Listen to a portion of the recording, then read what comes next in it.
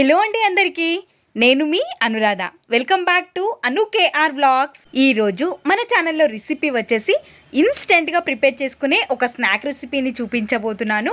తక్కువ సమయంలో రుచిగా ఏదైనా తినాలి అనిపిస్తే ఈ స్నాక్ రెసిపీని తప్పకుండా ట్రై చేయండి. ఇంకా ప్రాసెస్లోకి వెళ్ళిపోదామా? ముందుగా ఒక కడాయిని స్టవ్ పైకి పెట్టేసుకొని ఒక 2 టేబుల్ స్పూన్ల వరకు ఆయిల్ని యాడ్ చేసుకోవాలి. ఆయిల్ మంచిగా వేడైపోయిన తర్వాత 1/2 టేబుల్ స్పూన్ వరకు జీలకర్రని యాడ్ చేసుకొని ముందుగా జీలకర్రని చటపటలాడేంత వరకు వేయించుకోవాలి.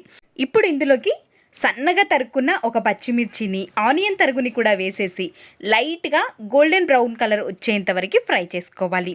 1/2 టేబుల్ స్పూన్ వరకు రెడ్ చిల్లీ ఫ్లేక్స్ని తీసుకోవాలి. ఒక క్యారెట్ని వీలైనంత సన్నగా తురుముకొని తీసుకోవాలి. ఇవి లైట్గా ఫ్రై అయిపోయిన తర్వాత మనం 3 కప్పుల వరకు వాటర్ని యాడ్ చేసుకోవాలి.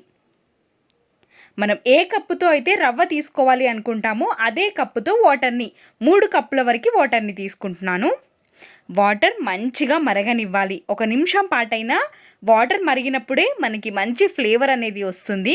వాటర్ మరగడం స్టార్ట్ అవుతుంది అనుకున్నప్పుడు ఇందులోకి 1 టేబుల్ స్పూన్ వరకు నువ్వులని యాడ్ చేసుకోవాలి. రుచికి సరిపడ ఉప్పుని కూడా యాడ్ చేసుకొని ముందుగానే వేయించి పెట్టుకున్న రవ్వని తీసుకోవాలి. సూజీ, ఉప్మా రవ్వ అంటూ ఉంటాం కదా, ఈ రవ్వని 1 కప్పు వరకు యాడ్ చేసుకోవాలి. 3 కప్పుల వాటర్కి 1 కప్పు రవ్వ అనేది కరెక్ట్గా సరిపోతుంది. మనం ఏ కప్పుతో అయితే వాటర్ తీసుకుంటామో అదే కప్పుతో రవ్వని కూడా తీసుకోవాలి. మంచిగా కలుపుతూ ఉడికించుకోవాలి. మనం ఆల్రెడీ ఉడికిస్తాము కాబట్టి ఎక్కువ టైం పట్టదు.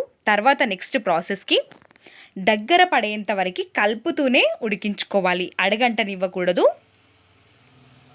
ఈ విధంగా మొత్తాన్ని కలిపేసుకొని మూతని కవర్ చేసుకొని చల్లారేంత వరకు పక్కన ఉంచుకోవాలి. ఈ చల్లారేలోపు ఒక చిన్న ప్లేట్కి ఆయిల్ని కానీ నెయ్యిని కానీ రాసేసుకొని పక్కన ఉంచుకోవాలి. ఇప్పుడు లైట్గా చేతితో తాకేంత వేడి ఉన్నప్పుడు ఒక ప్లేట్లోకి తీసేసుకొని చేత్తో నేను ఇక్కడ ఏ విధంగా అయితే చూపిస్తున్నానో ఈ విధంగా స్ప్రెడ్ చేసుకోవాలి. మరీ సన్నగా ఉండే విధంగా కాకుండా కొంచెం మందంగానే ఉండే విధంగా తీసుకొని మొత్తం ప్లేట్లోకి వేసుకొని ఈవెన్గా స్ప్రెడ్ చేసుకొని మూతని కవర్ చేసుకొని ఒక 5 నిమిషాల పాటు పక్కన వదిలేయాలి. 5 నిమిషాల తర్వాత ఒక పెద్ద ప్లేట్ని తీసేసుకొని దాని మీద బోర్లించామంటే ఈజీగా సపరేట్ అయిపోతుంది. మనం ప్లేట్కి ముందుగానే ఆయిల్ అంటించుకున్నాం కాబట్టి ఎక్కడ విరిగిపోకుండా కరెక్ట్ షేప్లో వచ్చింది. ఇప్పుడు ఇలాంటి ఏదైనా చిన్న గిన్నె కానీ గ్లాస్ కానీ ఉన్నప్పుడు ఈ గ్లాస్ని కానీ గిన్నెని కానీ తీసేసుకొని ఈ విధంగా కట్ చేసుకొని తీసుకోవాలి. ఈ చందమామ సైజ్ అంతా కట్ చేసుకుంటే సరిపోతుంది. మరీ మందంగా ఉండకుండా చూసుకోవాలి. మరీ సన్నగా ఉన్నా విరిగిపోతాయి. రవ్వతో చేసాము కాబట్టి వీలైనంత నెమ్మదిగా చేసుకొని తీసుకోవాలి. ఈ విధంగా అన్నిటినీ కట్ చేసుకొని ఎక్స్ట్రా ఉన్నదాన్ని కూడా మనం రౌండ్ షేప్లో చేసేసుకొని ఈ విధంగా కట్ చేసుకొని తీసుకుంటే సరిపోతుంది. చూస్తున్నారు కదా ఎంత బాగా పర్ఫెక్ట్ షేప్లో వచ్చేసాయో. అన్నీ ఇదే విధంగా కట్ చేసుకొని ఒక ప్లేట్లో రెడీగా పెట్టుకోవాలి.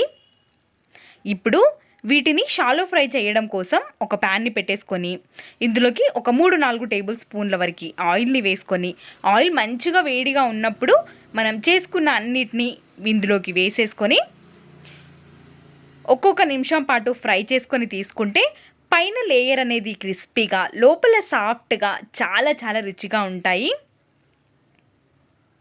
మనం క్యారెట్ కూడా వేసాం కాబట్టి మీకు ఇంకా ఎక్కువగా కావాలి అనుకున్నా ఇంకెక్కువ కూడా క్యారెట్ని యాడ్ చేసుకోవచ్చు. ఈ విధంగా షాలో ఫ్రై చేసేసుకొని తీసేసుకోవడమే. చాలా చాలా టేస్టీగా ఉంటుంది. ఈ రెసిపీ తప్పకుండా ఒక్కసారి ట్రై చేయండి. పైన లేయర్ అనేది క్రిస్పీగా లోపల సాఫ్ట్గా చూస్తున్నారు కదా. ఒకటి విరిచి చూపిస్తాను. తక్కువ ఆయిల్తో ఎంతో టేస్టీగా ఈ రెసిపీని మనం ప్రిపేర్ చేసుకోవచ్చు. ఉప్మానే కాకుండా ఈ విధంగా కూడా ప్రిపేర్ చేసుకొని తినండి. చాలా టేస్టీగా ఉంటుంది.